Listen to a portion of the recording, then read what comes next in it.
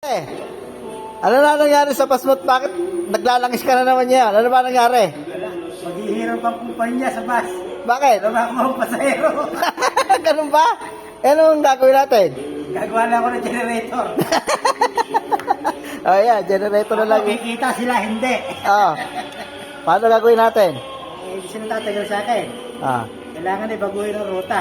babaguhin ni ruta. Hindi ba kumikita? Alam kita. Oh. Kaya, Sila kumikita. sino? Yung may-ari, walang kita. Yung NLEX. Yung Alex na kumikita. NLEX tsaka gasolinahan. Okay, ano lang gagawin natin ngayon? Generator. Generator na lang. Kumikita pa. Ah, sige. Anong nakaprogreso ngayong araw na to? Puro generator muna. Ah, sige. Ayusin mo yung mga kwan. Unahin mo na yung nasunog, ayan o. Yung nasunog, palit mo na yan. Ito. Ano yung nasunog? Unahin mo na yan, tagalin mo na yan para mabuo na natin agad yan. Kita ko na rin. Para hindi na mayan yung kalat na yan. Yung sunog na lang uli. Ikabit mo yan dyan. Okay, kabit mo yan at ng ay sarado rin. Ah, yun lang. Dami na naman natin gawain dito.